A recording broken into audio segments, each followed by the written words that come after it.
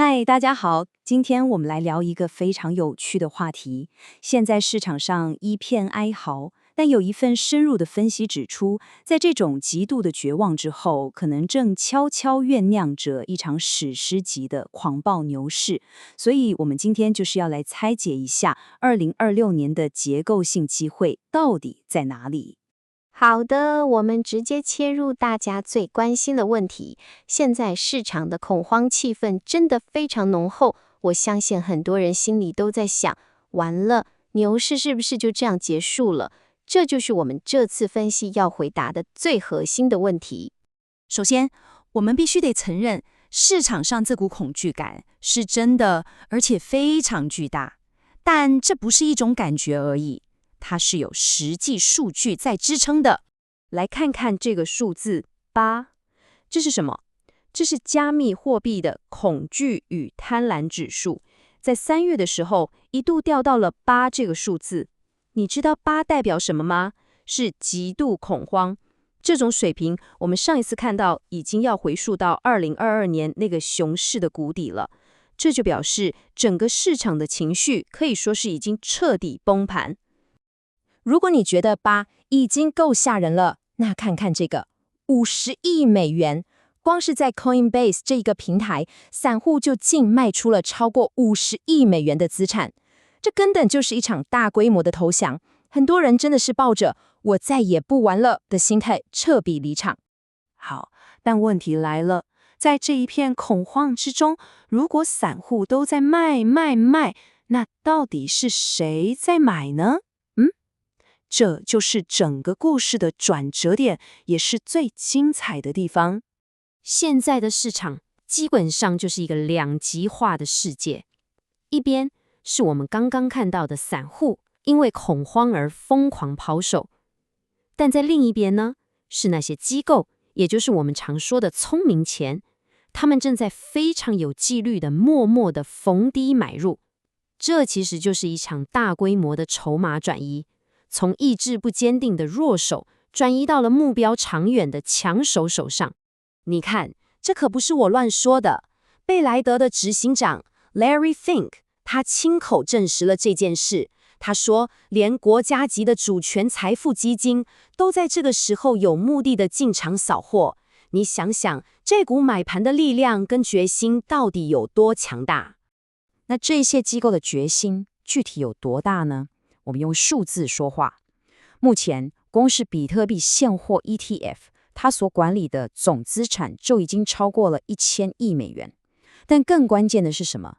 是数据显示，里面高达98%的资产在最近这一波暴跌中根本就没有卖出，他们是铁了心要长期持有的。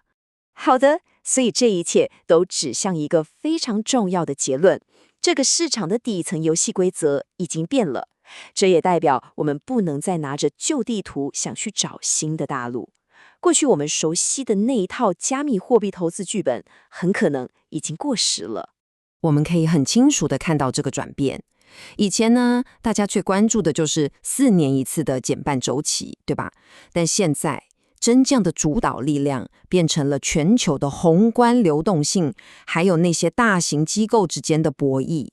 这也解释了为什么这次市场从高点回档的幅度大概是52%，远远低于过去动不动就80%、85% 的大屠杀。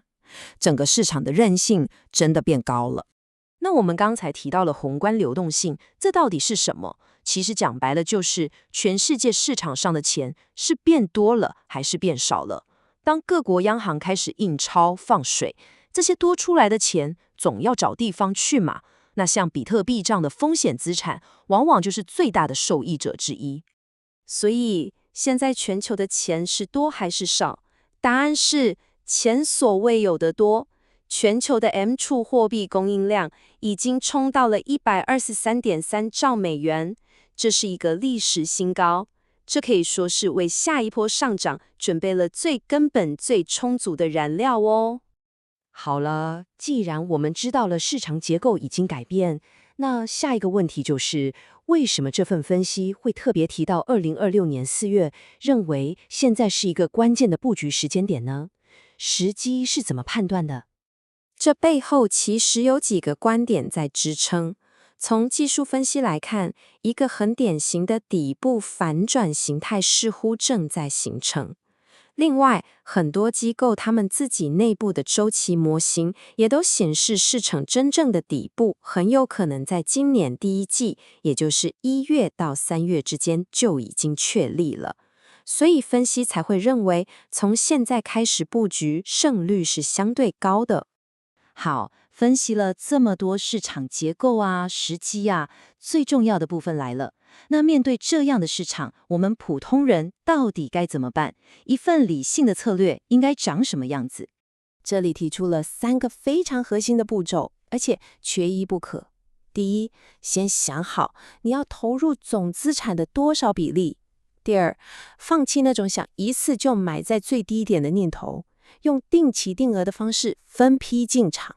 第三，也是最重要的一点，严格控制，甚至完全不要用杠杆。活下来比什么都重要。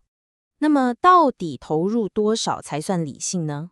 这份分析给的建议是，大概把你总资金的10%到20%拿来配置加密资产。这是一个比较积极，但又不至于要你睡不着觉的比例。这样一来，就算市场出现什么意想不到的黑天鹅，也不会毁了你整体的财务状况。最后，这里有几条生存法则，请大家一定要记在心里。第一，不要妄想买在最低点，那是神才做得到的事。第二，不要用高杠杆，现在市场情绪还很脆弱，任何风吹草动都可能让你爆仓。第三，手上务必保留足够的现金，以防万一。最后，把你的眼光放长远一点，这是一场至少要看12到24个月的布局。当然，最后一定要强调一下，我们今天解析的全部内容都是基于来源作者的个人投资哲学跟观察，他的目的是提供资讯，引发思考，绝对不需任何形式的投资建议。大家在做任何决定之前，请务必自己做好研究。好，总结一下，我们今天看到目前市场上的极度悲观，很可能就是一场经典的筹码换手，是一个长期底部正在形成的讯号。聪明钱正在悄悄进场，一场潜在的史诗级行情或许正在酝酿。那么听完这一切，我想问问你，你的计划是什么呢？